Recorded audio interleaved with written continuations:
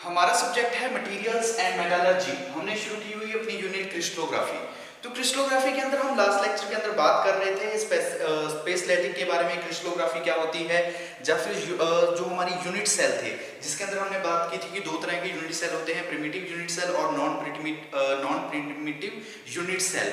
Next हम बात कर रहे थे कि जो भी हमारी डिफॉर्मेशन हो रही है, जिसके अंदर हमने बात किया था कि कोई भी हमारा डायमेंशंस के अंदर चेंज आ रहा है, कोई ऑब्जेक्ट है या कोई स्ट्रक्चर्स है उसकी डायमेंशंस के अंदर चेंज आ रहा है, जो उसकी फॉर्म के अंदर मैटर की फॉर्म है उसके अंदर कोई चेंज आ रहा है, तो वो हमारे लिए क्या था, डिफॉर्मेशन। टाइप्स ऑफ डिफॉर्मेशन दो तरह के होंगे, एक प्लास्टिक डिफॉर्मेशन, दूसरा हमारा कौन सा रहेगा, इलास्टिक डिफॉर्मेशन। कि जिस डिफॉर्मेशन के दौरान कि जब हम फोर्स को रिमूव करें, जो भी हमने रिमूवल लोड लगाया हुआ है, जब हम उस रिमूवल लोड को रिमूव करेंगे तो वो जो हमारा ऑब्जेक्ट है, वो जो स्ट्रक्चर है, वो ओरिजिनल शेप के अंदर वापस आ जाए, तो वो जो डिफॉर्मेशन होगा उस डिफॉर्मेशन को बोलेंगे इलास्टिक डिफॉर्मेशन। यानी कि उसके अंदर किसी भी प्रकार का कोई चेंज नहीं हुआ, परमानेंट कोई चेंज नहीं है, जस्ट टेम्परेरी चेंज था। जैसे ही हमने फोर्स को या फिर जो हमने रिमूवल लोड लगाया हुआ है उसको रिमूव किया, वो वापस अपनी ओरिजिनल शेप में आ गया। और प्लास्टिक डिफॉर्मेशन के अंदर हमने बात की थी कि प्लास्टिक डिफॉर्मेशन क्या होता है कि जब हमने जो रिमूवल फोर्स लगाई है, रिमूवल लोड है, जब हमने उसको रिमूव कर दिया लेकिन हमारे ऑब्जेक्ट स्ट्रक्चर के अंदर एक परमानेंट चेंज आ चुका है, तो वो हमारे लिए क्या रहता है, हम उसको बोलते थे प्लास्टिक डिफॉर्मेशन। नेक्स्ट हम बात करते हैं मैकेनिज्म ऑफ प्लास्टिक डिफॉर्मेशन, कि जो प्लास्टिक डिफॉर्मेशन होती है उसका मैकेनिज्म क्या है, किन दो चीजों की वजह से हो रहा है। तो दो चीजें हैं जिनकी वजह से प्लास्टिक डिफॉर्मेशन होता है जब हम मैकेनिज्म की बात करते हैं। एक होता है स्लिप, फर्स्ट है स्लिप, और जो सेकंड है, सेकंड का नाम होता है ट्विनिंग। फर्स्ट हमारे लिए रहेगा स्लिप, सेकंड क्या होगा, ट्विनिंग। ठीक है, फर्स्ट क्या रहेगा, स्लिप, और सेकंड जो होगा, सेकंड का नाम होगा ट्विनिंग। तो सबसे पहले हम यहां पे बात कर लेते हैं स्लिप के बारे में कि स्लिप क्या होती है। तो फर्स्ट हम बात करते हैं स्लिप। तो देखिए स्लिप यानी कि इसके अंदर क्या है कि जो हमारे एटम्स का स्ट्रक्चर्स है, यानी कि जो हमारे एटम का प्लेन है उसके अंदर क्या होता है, एक शेयरिंग डिफॉर्मेशन आ जाती है। शेयरिंग डिफॉर्मेशन फॉर एग्जांपल कि मान लीजिए ये आपका इस तरह से कोई एटम्स का हमने क्या बनाया हुआ है, ये हमारे एटम्स है। एटम्स का क्या है, एक ब्लॉक बोल सकते हो, या फिर क्या है, एक प्लान है। एटम्स का क्या है, एक प्लेन है जिसको प्लेन बोल देते हो, या फिर बोल दीजिए कि ये हमारा क्या है, एक ब्लॉक है। किस चीज का ब्लॉक है, एटम्स का। जो भी हमारे एटम्स हैं उन एटम्स का क्या है, एक ब्लॉक है।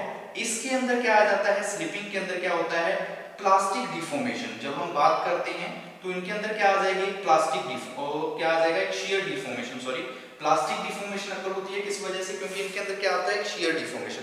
यानी कि जब हम इसके ऊपर कोई भी फोर्स अप्लाई करते हैं तो इसके अंदर शेयर डिफॉर्मेशन। शेयर डिफॉर्मेशन कैसे कि पहले से बिल्कुल स्ट्रेट है, लेकिन जब इनके अंदर शेयर डिफॉर्मेशन आता है तो इनकी जो शेप होती है वो शेप किस तरह से हो जाती है, वो शेप कुछ इस तरह से हमें देखने को मिलती है। यानी कि ये क्या होते हैं, एक एंगल पे क्या हो जाते हैं, स्लाइड करने लगते हैं, यानी कि क्या होते हैं, स्लिप हो जाते हैं। जैसे हमने बात की होती है आप शेयर डिफॉर्मेशन के बारे में या फिर शेयर स्ट्रेस, तो उसके अंदर क्या होता है कि किसी एंगल पे हमारे जो एटम्स हैं, एटम का जो भी प्लान है वो क्या होते हैं, एक एंगल के ऊपर क्या हो जाते हैं, बेंड हो जाते हैं। यानी कि स्ट्रेट थे, जब हमने इसके ऊपर फोर्स लगाई तो ये क्या हो जाएंगे, किसी एंगल पे इंक्लाइन हो जाएंगे। ठीक है, किसी एंगल पे क्या हो जाएंगे, इंक्लाइन हो जाएंगे। तो इस तरह से ये हमारा क्या बनेगा, एटम का प्लान। इसको हम क्या, अब देखिए पहले ये क्या थे, बिल्कुल स्ट्रेट थे, लेकिन जैसे ही इनके ऊपर फोर्स लगी, कि जैसे हमने क्या किया, इनके ऊपर यहाँ पे फोर्स अप्लाई की, तो फोर्स अप्लाई करने की वजह से पहले हमारा सेम इस तरह से था, लेकिन जैसे हमने फोर्स अप्लाई की इस साइड से और नीचे से, अपर और बॉटम यानी टॉप और बॉटम से जैसे ही हमने फोर्स अप्लाई की, तो शियर फोर्स की वजह से इसके अंदर क्या आ जाता है, एक शियर डिफॉर्मेशन आ जाता है। यानी कि जो हमारा मान लीजिए ये सबसे पहले स्ट्रेट है, लेकिन जैसे हम यहाँ से फोर्स लगाएंगे, एक नीचे से फोर्स लगाएंगे, तो ये क्या हो जाएगा, इस तरह से इंक्लाइन, कि एक एंगल के ऊपर इंक्लाइन हो जाएगा। वो हमारे लिए क्या रहेगा, स्लिप। वो हमारे लिए क्या है, शेयर डिफॉर्मेशन, उसको हम शेयर डिफॉर्मेशन भी बोल देते हैं। दो एक ही प्लान के अंदर इस तरह से हो सकता है, जब हम फोर्स लगाएंगे तो ये क्या हो जाएगा कि ये हिस्सा अलग हो जाएगा, ये वाला साइड अलग हो जाएगी इस तरह से। तो अब स्लिप के अंदर हम क्या लिख सकते हैं कि it may be defined as the shear deformation, कि इट मे बी डिफाइंड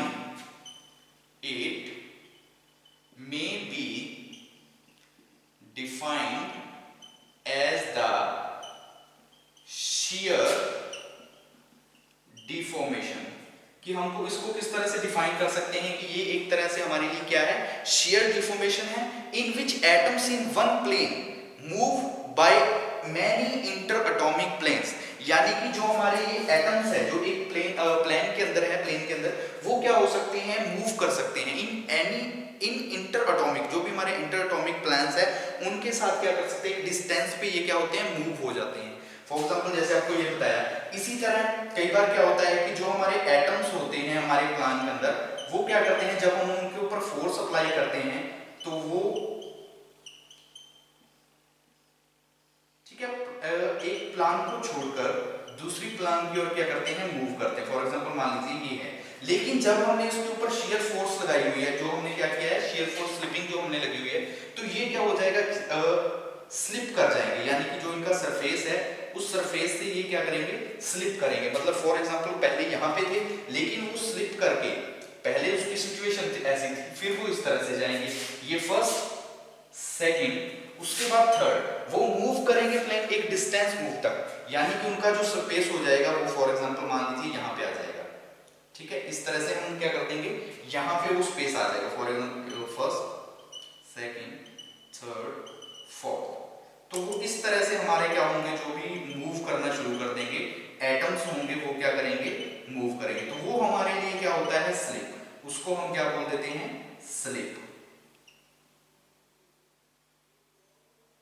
ठीक है, ये हमारे लिए क्या रहेंगे, स्लिप। की पहले जो कंडीशन थी कि जब हमारी फर्स्ट कंडीशन थी शेयर डिफॉर्मेशन, पहले नॉर्मली ऐसा था, हमने उसके ऊपर फोर्स अप्लाई की दोनों साइड से, तो वो जो हमारा ऑब्जेक्ट हो जाएगा वो क्या हो, इंक्लाइंड होगा। लेकिन हम फर्दर प्रोसेस फोर्स लगा रहे हैं तो उसकी वजह से कुछ हिस्सा तो जो हमें एटॉमिक प्लान होंगे, जो एटम्स का प्लान होंगे, तो उनके कुछ हिस्सा इस तरफ और कुछ तरफ इस तरफ, यानी कि एक दूसरे पे क्या हो जाएंगे, वो स्लिप होना शुरू हो गए, उसी को हम क्या बोल देंगे, स्लिप। वो हमारे लिए क्या रहेगा, स्लिप, यानी कि प्लास्टिक डिफॉर्मेशन की जो हमारे एटम्स के प्लान है उनके अंदर क्या हो चुका है, एक प्लेन के अंदर एटम के वो डिफॉर्मेशन आ चुकी है। वो डिफॉर्मेशन हमारी कौन सी कहलाती है, प्लास्टिक डिफॉर्मेशन। किसकी वजह से आई है, स्लिप की वजह से प्लास्टिक डिफॉर्मेशन। तो हम क्या लिख सकते हैं कि it may be defined as the shear deformation in which atoms in one plane, in which atoms in which atoms in one plane move to the interatomic distance। कहां पे मूव कर रहे हैं, जो हमारा इंटरएटॉमिक डिस्टेंस है, ठीक है, कि plane move to the interatomic distance over the atoms, over the atoms of another plane। कि जो अनदर प्लेन है, कि पहले मूव कर रहे हैं, ये हमारा फर्स्ट प्लेन हो गया, ये सेकंड प्लेन हो गया, तो एक दूसरे के प्लेन के ऊपर वो क्या कर रहे हैं, मूव कर रहे हैं, तो उसको हम क्या बोल देंगे, वो हमारे लिए रहेगा स्लिप। वो हमारा क्या होगा, स्लिप। तो स्लिप के बारे में पता लगा कि स्लिप क्या है, प्लास्टिक डिफॉर्मेशन का एक मैकेनिज्म है, कि जो प्लास्टिक डिफॉर्मेशन आती है हमारे ऑब्जेक्ट के अंदर, स्ट्रक्चर के अंदर, या फिर जो भी हमारा एटॉमिक स्ट्रक्चर है उसके अंदर प्लास्टिक डिफॉर्मेशन किसकी वजह से आ रही है, दो मैकेनिज्म है जिनकी वजह से प्लास्टिक डिफॉर्मेशन ऑकर होती है, एक स्लिप और दूसरा हमारा है ट्विनिंग। स्लिप के बारे में आपको पता लगा कि जैसे ये एक तरह से शेयर डिफॉर्मेशन है, क्या है हमारे लिए, शेयर डिफॉर्मेशन। नेक्स्ट हम बात करते हैं, ये तो हमने बात की स्लिप के बारे में, नेक्स्ट हम बात करते हैं ट्विनिंग के बारे में कि ट्विनिंग क्या होती है। तो ट्विनिंग भी क्या है, एक तरह से इसी तरह से शेयर डिफॉर्मेशन है जिसके अंदर एक चेंज आ जाता है, लेकिन उसके अंदर जो चेंज रहेगा वो क्या होगा, एक आइडेंटिटी, यानी कि जो एक डेफिनेट डिस्टेंस है, एक डेफिनेट क्या रहेगा, डिस्टेंस रहेगा, उस डिस्टेंस के अलोंग हम क्या करेंगे, वो सेम डायरेक्शन में एक डेफिनेट डिस्टेंस होगा, उसके ऊपर उसके अंदर क्या आएगा, डिफॉर्मेशन आएगा। तो वो हमारे लिए रहता है प्लास्टिक डिफॉर्मेशन जो आता है उसको हम बोल देते हैं ट्विनिंग। तो ट्विनिंग के अंदर हम क्या लिख सकते हैं, ट्विनिंग के अंदर कि when subjected to stress, twinning second point की बात कर रहे हैं, तो सेकंड हमारा है twinning when subjected to stress, यानी कि जब स्ट्रेस लग रही है किसी भी जो हमारा ऑब्जेक्ट है, in twinning when subjected to stress in twinning यानी कि जो हमारी प्रोसेस है, इस प्रोसेस के अंदर क्या होता है कि फॉर एग्जांपल अगर आपको बताया जाए कि ये हमारे क्या है, एटम्स हैं, ये हमारे क्या हैं, एटम्स हैं। लेकिन जब इनके अंदर ट्विनिंग होती है, यानी कि जो हमारा ट्विनिंग मैकेनिज्म है, जब उसके अंदर ट्विनिंग मैकेनिज्म होता है तो जो चेंज आता है, यानी कि जो प्लास्टिक डिफॉर्मेशन आती है हमारे एटम्स के प्लेन के अंदर, वो कुछ इस तरह होती है कि मान लीजिए हमारा जो एटॉमिक प्लेन है जो हम तैयार किया हुआ है, लेकिन जब वो प्लास्टिक डिफॉर्मेशन आएगी वो क्या हो जाएगी, नीचे की ओर आनी शुरू हो जाएगी, कि एक तरह से क्या होगा, नीचे की ओर प्लास्टिक डिफॉर्मेशन। फॉर एग्जांपल मान लीजिए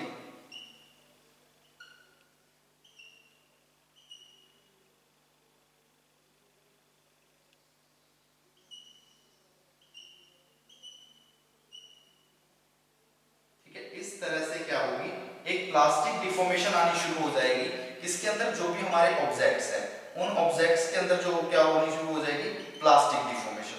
तो वो हमारे लिए क्या रहेगी, उसको हम बोल देंगे कि ए डेफिनेट डिस्टेंस पे सेम डायरेक्शन के अंदर जो भी हमारा ऑब्जेक्ट है उस ऑब्जेक्ट के अंदर स्ट्रक्चर्स के अंदर क्या आ रही है, डिफॉर्मेशन आ रही है। कौन सी डिफॉर्मेशन, जो हमारी प्लास्टिक डिफॉर्मेशन है। तो वो डिफॉर्मेशन हमारे लिए क्या कह रहा है, वो किसकी वजह से आ रही है, वो आ रही है हमारी ट्विनिंग के द्वारा, जो ट्विनिंग मैकेनिज्म है जिसके द्वारा डिफॉर्मेशन होती है, प्लास्टिक डिफॉर्मेशन होती है। तो हमने क्या लिखा है कि when subjected to stress in twinning, कि ट्विनिंग के अंदर जब हम स्ट्रेस लगाते हैं, each plane of atoms moving, each plane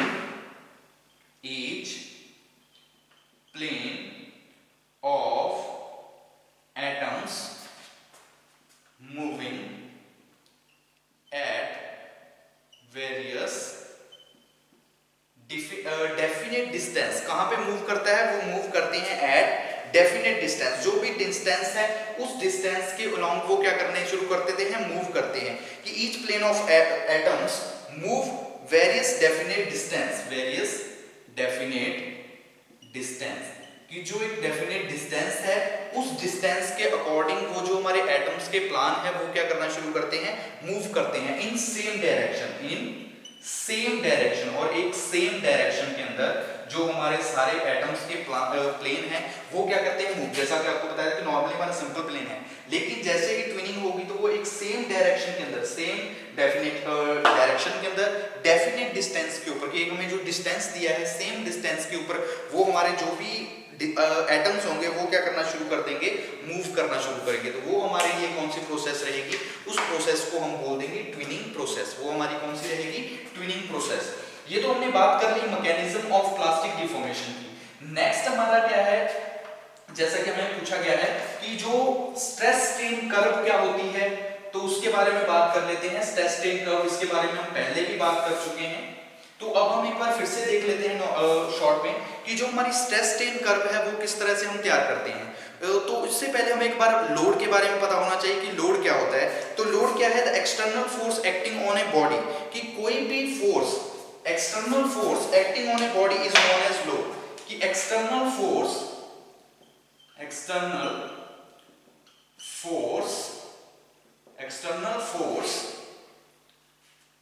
acting on a body is known as load।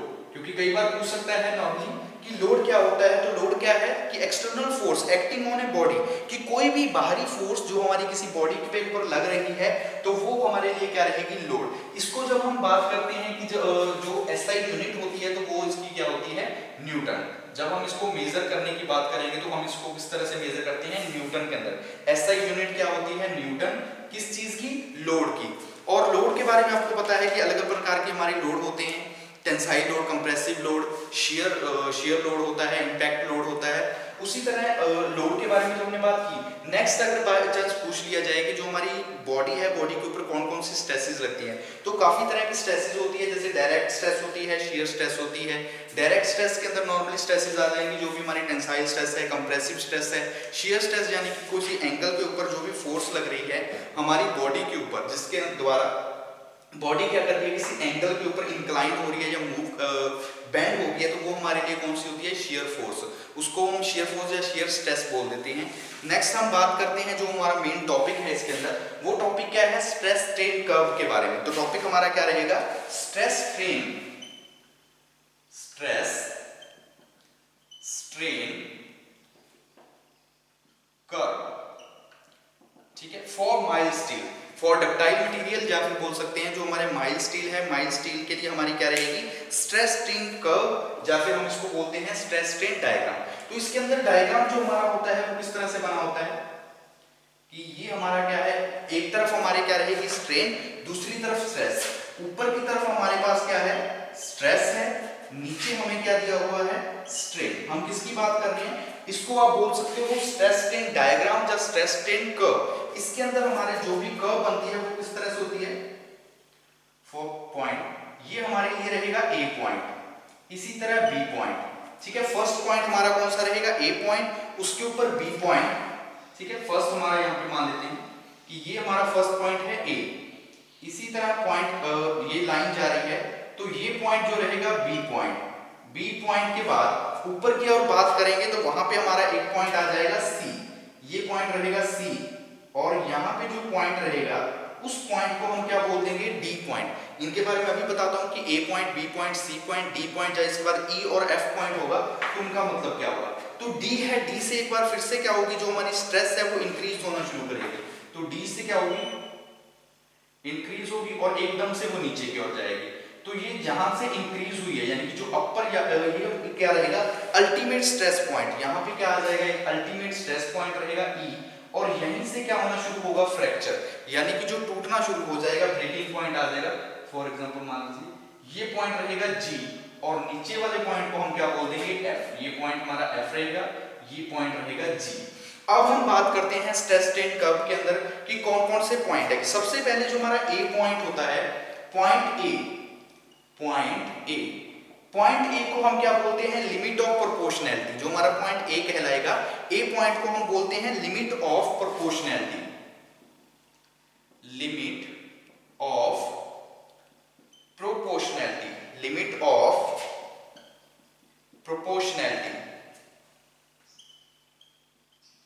तो अब देखिए लिमिट ऑफ प्रोपोर्शनैलिटी का मतलब यहाँ पे क्या है कि जो हमारी लिमिट ऑफ प्रोपोर्शनैलिटी है इसका मतलब है कि जो भी हमारा स्ट्रेस स्ट्रेन कर्व है वो स्टार्टिंग से शुरू होगा, यानी कि ए पॉइंट से शुरू होकर जीरो से ओ से शुरू होगा ए पॉइंट तक जाएगा, जो भी हमारा स्टार्टिंग का पॉइंट रहेगा लिमिट प्रोपोर्शनल, उसके अंदर स्ट्रेस स्ट्रेन की जो कर्व है वो शुरू कहां से होगी, ओ से लेके ए तक शुरू होगी। और इसके अंदर जो भी हमारा डिफॉर्मेशन होता है, अगर मान लीजिए कुछ स्ट्रेस और स्ट्रेन लग रही है तो जो वो एक तरह से इलास्टिक डिफॉर्मेशन होगा, जो अगर हम चेंज की अगर बात करते हैं तो वो चेंज एक तरह से क्या होगा, यानी कि नॉर्मली इलास्टिक डिफॉर्मेशन होगा। यहाँ पे कोई भी अगर हम फोर्स लगा रहे हैं तो वो यहाँ पर जाएगी तो वो वापस अगर हम छोड़ेंगे तो ओरिजिनल शेप के अंदर वापस आ जाएगी। तो ए तक हमारा जो पॉइंट रहता है बियॉन्ड ए, दैट जो स्ट्रेट लाइन है वो क्या चल रही है, एक स्ट्रेट लाइन चल रही है, इसको लिमिट ऑफ प्रोपोर्शनैलिटी बोल देते हैं, यानी कि जहां से हमारा स्ट्रेस और स्ट्रेन कर्व क्या हो रही है स्टार्ट हो रही है।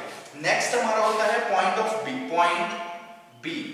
तो पॉइंट बी को हम क्या बोलते हैं, ये होता है इलास्टिक लिमिट। पॉइंट बी हमारी क्या कहलाती है, elastic limit, elastic limit. Elastic limit मतलब कि बी पॉइंट तक हमारा क्या है इलास्टिक लिमिट है। फॉर एग्जांपल अगर हम यहां तक कोई फोर्स लगा रहे हैं तो बी पॉइंट पे जाके अगर हमने वो छोड़ दी फोर्स तो वो अपने ओरिजिनल शेप के अंदर वापस आ जाएगा। लेकिन जब वो फोर्स, जब वो जो हमारा स्ट्रेस स्ट्रेन कर्व है या कोई ऑब्जेक्ट है स्ट्रक्चर, अगर वो लिमिट ऑफ इलास्टिसिटी इसको क्रॉस कर गया, बी से ऊपर चला गया, तो उसके बाद उसके अंदर एक प्लास्टिक डिफॉर्मेशन यानी कि परमानेंट डिफॉर्मेशन आ जाएगा। अगर हम उसको वापस भी करेंगे, चेंज करने की कोशिश करेंगे तो वो अपनी ओरिजिनल शेप के अंदर वापस नहीं आएगा। इसलिए बी पॉइंट हमारा कौन सा होता है, इलास्टिक लिमिट पॉइंट, कि यहां तक अगर हम फोर्स कोई भी लगा रहे हैं, कोई चेंज आया, लेकिन जैसे ही हमने फोर्स को रिमूव किया तो वो वापस अपनी ओरिजिनल शेप में आ जाएगा। लेकिन जैसे ही बी पॉइंट्स क्रॉस किया उसके बाद कोई भी अगर चेंज आ रहा है तो वो चेंज कौन सा रहेगा, वो चेंज होगा परमानेंट चेंज हमारी ऑब्जेक्ट के अंदर, स्ट्रक्चर के अंदर। नेक्स्ट हम बात करते हैं सी और डी पॉइंट के बारे में। सबसे पहले पॉइंट सी, पॉइंट सी। तो पॉइंट सी होता है, इसको हम बोलते हैं अपर याइल्ड पॉइंट। ये हमारा कौन सा होता है, अपर याइल्ड पॉइंट। कि ये पॉइंट कौन सा रहता है कि after point B plastic limit हो गई हमारी, इलास्टिक लिमिट हो गई, उसके बाद सारा क्या चल रहा है प्लास्टिक। तो सी पॉइंट तक क्या रहेगा, एक तरह से प्लास्टिक जो हमारा रहेगा याइल्ड स्ट्रेस रहेगी। याइल्ड स्ट्रेस पॉइंट होता है, अपर याइल्ड बोल देते हैं कि जो टॉप पे हमारा याइल्ड पॉइंट है उसको हम बोलते हैं याइल्ड पॉइंट, जो कि कॉरस्पॉन्डिंग होता है स्ट्रेस और स्ट्रेन के। नेक्स्ट हम बात करते हैं पॉइंट डी की। तो पॉइंट डी हमारा क्या कहलाएगा, पॉइंट डी को हम बोलेंगे लोअर याइल्ड पॉइंट। पॉइंट डी हमारा क्या रहेगा, लोअर याइल्ड पॉइंट, कि यहां पर जो याइल्ड स्ट्रेंथ है, जो याइल्ड स्ट्रेंथ है वो सबसे ज्यादा होगी, डी पॉइंट पे क्या होगी, कम। उसके बाद नेक्स्ट हमारा पॉइंट रहेगा ई। तो ई हमारा क्या है, अल्टीमेट स्ट्रेस, पॉइंट ई। तो पॉइंट ई को हम क्या बोल देंगे, पॉइंट ई हमारा रहेगा अल्टीमेट स्ट्रेस। अल्टीमेट स्ट्रेस कि सबसे ज्यादा जो अल्टीमेट स्ट्रेस होगी वो हमारी कहां पे रहेगी, वो रहेगी पॉइंट ई के ऊपर। कि जब हम पॉइंट ई की बात करेंगे तो ई पॉइंट पे क्या होगी, सबसे ज्यादा हमारी अल्टीमेट स्ट्रेस, सबसे ज्यादा अगर हम स्ट्रेस की बात करेंगे तो वो किस पॉइंट पे होगी, जो मैक्सिमम वैल्यू है, maximum value stress attain its maximum value at point E. कि जो मैक्सिमम वैल्यू सबसे ज्यादा जो वैल्यू होगी स्ट्रेस की वो कहां पे रहेगी, ई पॉइंट पे। नेक्स्ट हम बात करते हैं ई पॉइंट के बाद हमारे पास आ जाएगा एफ पॉइंट। तो एफ पॉइंट कौन सा होगा, पॉइंट एफ। एफ पॉइंट को हम फ्रैक्चर पॉइंट या फिर ब्रेकिंग पॉइंट बोलते हैं। तो ये हमारा कौन सा होता है, ब्रेकिंग पॉइंट, या फिर हम इसको लिखते हैं ब्रेकिंग स्ट्रेस। ये हमारा लास्ट कौन सा रहता है, ब्रेकिंग स्ट्रेस। यानी कि यहाँ पर आके वो क्या होता है, एकदम से स्ट्रेस क्या होनी शुरू हो जाती है, डिक्रीज होनी शुरू हो जाती है। यानी कि जो भी हमारा ऑब्जेक्ट है उसके अंदर क्या आना शुरू हो जाता है, ब्रेकेज, या फिर बोल सकते हैं फ्रैक्चर आना शुरू हो जाता है। तो ये हमारे लिए क्या रहेगा, स्ट्रेस स्ट्रेन कर्व, या इसको स्ट्रेस स्ट्रेन डायग्राम भी बोल सकते हैं। कि सबसे ए पॉइंट तक हमारा क्या रहेगा, नॉर्मल एक स्ट्रेट लाइन है। उसके बाद ए से बी पॉइंट इलास्टिक लिमिट रहेगी, इलास्टिक लिमिट से ऊपर जब जाएगा तो वो प्लास्टिक हो जाएगा। सी पे अपर याइल्ड पॉइंट, डी हमारा लोअर याइल्ड पॉइंट होगा। ई अल्टीमेट स्ट्रेस है यहाँ पे, एफ का मतलब होगा फ्रैक्चर पॉइंट, यानी कि जहाँ पे फ्रैक्चर हो रहा है, जहाँ पे जो भी हमारा ऑब्जेक्ट वगैरह है वो क्या हो रहा है, ब्रेक हो रहा है। नेक्स्ट हम बात करते हैं फ्रैक्चर के बारे में कि फ्रैक्चर क्या होता है। ठीक है, हमारे तीन टॉपिक हैं, फ्रैक्चर, क्रीप और फटीग। तो इनके बारे में बात करते हैं। सबसे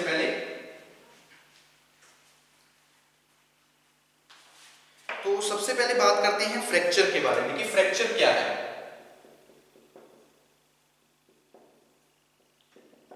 फ्रैक्चर, तो फ्रैक्चर देखिए कि fracture is the separation of a solid body into two or more parts under the action of stress या फिर लोड। कोई भी हमारी स्ट्रेस जब हम लोड लगा रहे हैं किसी बॉडी के ऊपर, किसी सॉलिड बॉडी के ऊपर, और उस बॉडी का दो या दो से ज्यादा हिस्सों में बंट जाना, डिवाइड हो जाना, टूट जाना, तो वो हमारे लिए क्या रहता है, फ्रैक्चर। तो फ्रैक्चर क्या लिखेंगे कि it is the separation of solid body, it is the separation of solid body into two or more parts, into two or more parts under the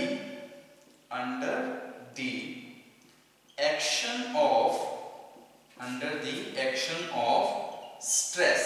कि जो भी स्ट्रेस है उस स्ट्रेस के अंडर किसी बॉडी का दो पार्ट्स या दो से ज्यादा पार्ट्स के अंदर क्या हो जाना, डिवाइड हो जाना, तो वो हमारे लिए क्या रहता है, उसको हम क्या बोलते हैं, fracture. It is the separation of solid body into two or more parts under the action of stress is known as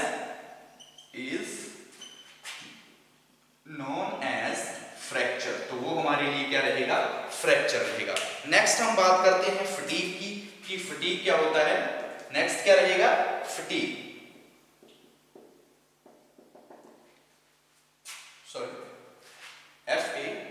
FATIGUE। तो देखिए फ्रैक्चर क्या है कि it leads to fracture in metals and alloy under repeated fluctuating और alternating loads और stress on small intervals. कि छोटे छोटे इंटरवल्स के बाद, छोटे छोटे मतलब समय के बाद, कुछ देरी के बाद एक हमारा जो ऑब्जेक्ट है उस ऑब्जेक्ट के ऊपर हम क्या कर रहे हैं, बार बार से रिपीटेड फोर्स लगा रहे हैं। जैसे हमारी सिल्वर की वायर वगैरह होती है, तार होती है, तो हम उसके ऊपर क्या करते हैं, बार बार रिपीटिव क्या करते हैं, फोर्स लगाते हैं, स्ट्रेस लगाते हैं, फ्लक्चुएट करने की कोशिश करते हैं। तो वो जो हमारा प्रोसेस होती है, उस प्रोसेस को क्या कहते हैं, वो हमारे लिए कहलाती है फटीग। उसको हम क्या बोल देते हैं, फटीग। तो क्या लिखेंगे, टू फ्रैक्चर इन मेटल्स और alloy under, to fracture in metals and alloy, to fracture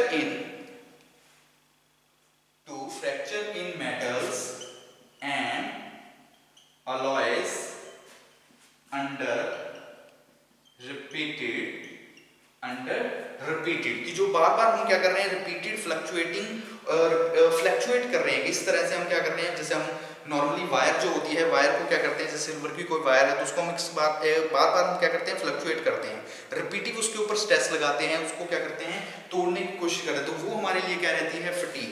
कि क्या लिखा है, alloys under repeated fluctuating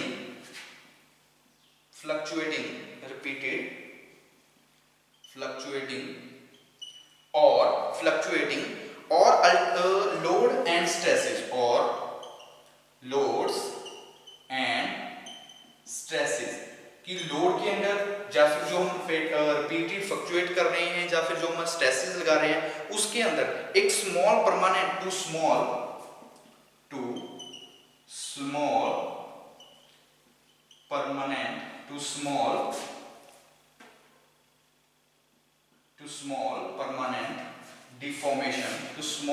permanent deformation occur। तो क्या होता है, एक स्मॉल परमानेंट डिफॉर्मेशन अक्कर होता है। उस डिफॉर्मेशन को हम क्या बोलते हैं, वो हमारे लिए क्या रहता है, उसको हम बोल देंगे फटीग। वो क्या रहेगा, फटीग। नेक्स्ट हम बात करते हैं, तो नेक्स्ट हमारे लिए रहेगा क्रीप। कि क्रीप क्या होता है, नेक्स्ट क्या है, क्रीप। तो क्रीप भी क्या है, एक तरह से सेम हमारा रहेगा जिस तरह से फटीग होता है, कि it is a process in which slow plastic deformation, यानी कि वो हमारा ऑब्जेक्ट जिसके अंदर क्या हो रहा है, स्लो प्लास्टिक डिफॉर्मेशन हो रहा है। In this